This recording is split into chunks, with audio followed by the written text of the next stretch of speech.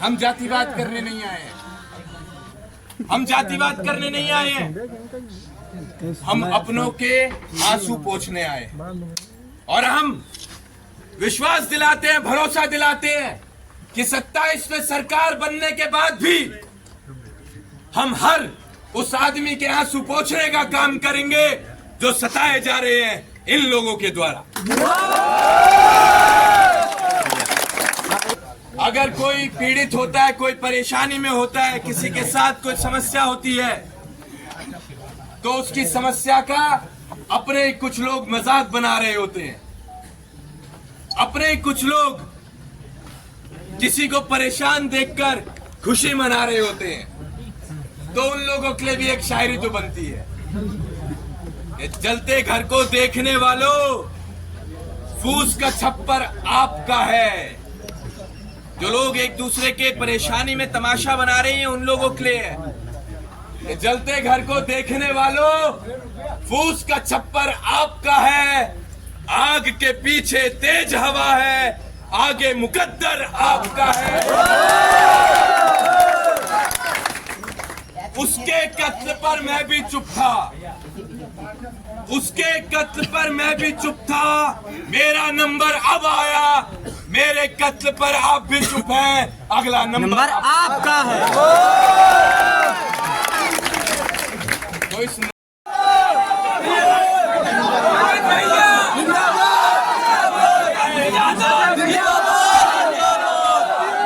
देख सकते हैं इतनी ज्यादा भीड़ है। भीड़ होने के कारण यहाँ नीचे नहीं खड़े हो सके। इसके लिए देख सकते हैं गगन यादव जी पीड़ित के आए हुए हैं, छत पर लोग ये देख सकते हैं। और भीड़ देख सकते हैं, इतना ज्यादा भीड़ है कि यहाँ जगह नहीं हो सका कि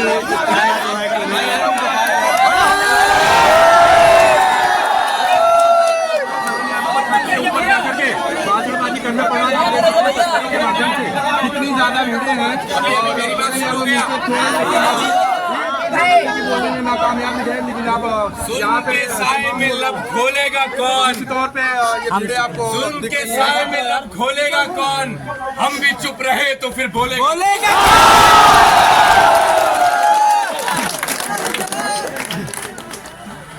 अब आप लोगों को मैं एक भरोसा दिलाकर जाता हूं।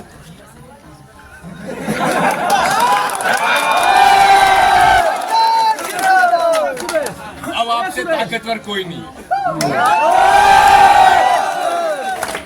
लेकिन अपनी ताकत का परिचय हमेशा कमजोर को ताकत देने पे लगाना। कभी कमजोर को अपनी ताकत का परिचय रोते हुए के आंसू पोंछ कर दिखाना। अपनी ताकत का परिचय बेजुबान को आवाज देकर दिखाना। अपनी ताकत का परिचय बुरे वक्त में जिसके साथ कोई खड़ा ना हो उसके साथ खड़े होकर दिखाना।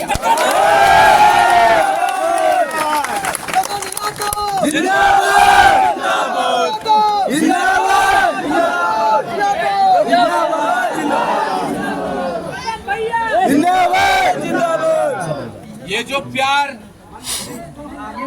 ये जो नारे, ये जो अपना कीमती समय आप लोग हमें दे रहे हैं, इसकी बदौलत भी आपको कुछ कहना चाहते हैं।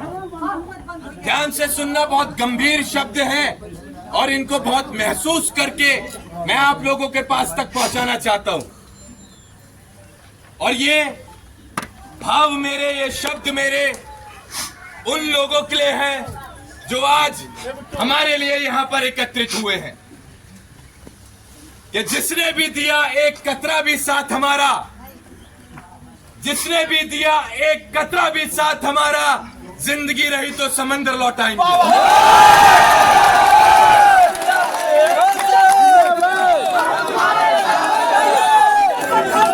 हम तुम्हारे साथ हैं भैया, तुम संघर्ष करो, हम तुम्हारे साथ हैं भैया। जिंदाबाद जिंदाबाद जिंदाबाद भैया जी, स्वागत है स्वागत है स्वागत है। मेरा हिंदुस्तान जिंदाबाद जिंदाबाद जिंदाबाद। हिंदुस्तान गगन यादव जिंदाबाद जिंदाबाद। बोलिए भैया। कहते दुआ करो सलामत रहे मेरी हिम्मत, दुआ करो सलामत रहे मेरी हिम्मत, ये एक चिराग कई आंधियों पे।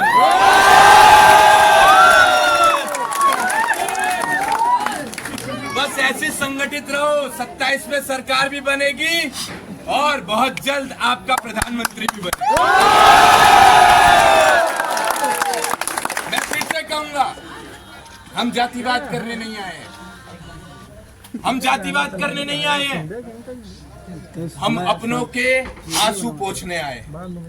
और हम विश्वास दिलाते हैं, भरोसा दिलाते हैं कि 27 में सरकार बनने के बाद भी हम हर उस आदमी के आंसू पोंछने का काम करेंगे जो सताए जा रहे हैं इन लोगों के द्वारा। जिंदाबाद जिंदाबाद, जगन भैया संघर्ष करो, हम तुम्हारे साथ हैं। आप लोगों को एक छोटी सी कहानी सुनाना चाहूंगा, ध्यान से सुनना, और ये आप लोगों के लिए है। एक बार जंगल में भीषण आग लग गई होती है और उस आग को बुझाने का प्रयास एक मामूली सी चिड़िया कर रही होती है।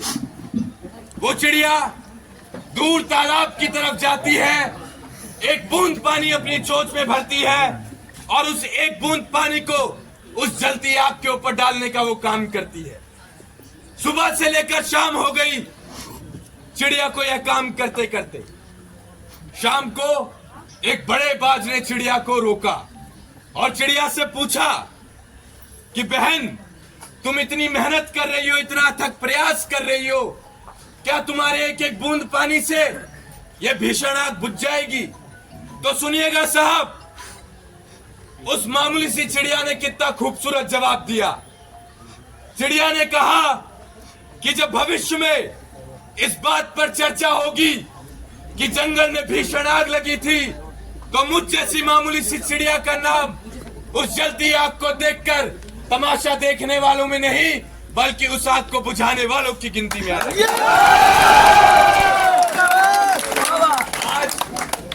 आज उसी मामूली सी चिड़िया की तरह हम भी अपना काम कर रहे हैं। जहां जहां आग लगी हुई है, वहां वहां हम एक एक बूंद पानी डालकर उस आग को बुझाने का प्रयास कर रहे हैं। लेकिन मुझे भरोसा है कि बूंद बूंद से घड़ा भरता है। जहां आप लोग हमारे साथ जुड़ेंगे तो यकीनन ये भीषण आग बुझाने में हम लोग सफल साबित हो पाएंगे। आज की तारीख में एक बहुत बड़ी समस्या है बेटा,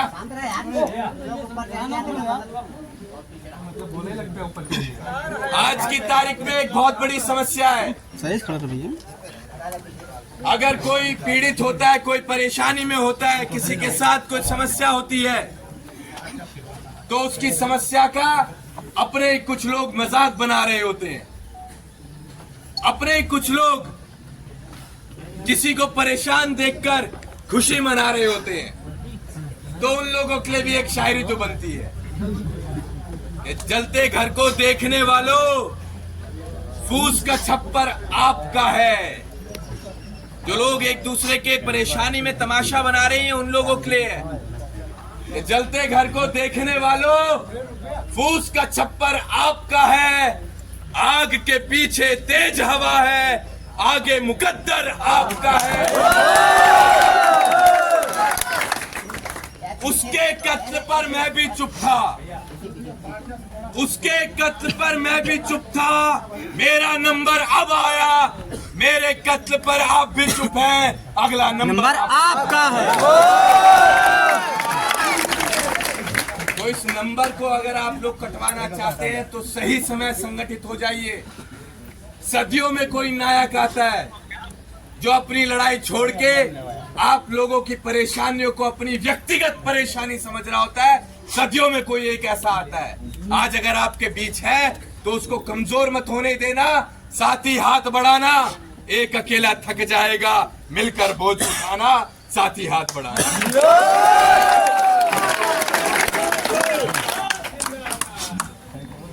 अभी आप एक दूसरे की समस्या का हल नहीं निकाल पा रहे, तो कल को आप सरकार कैसे बनाएंगे, हम तो इस बात को लेकर भी बड़ा चिंतित है। ये कोई बड़ी लड़ाइयां नहीं है।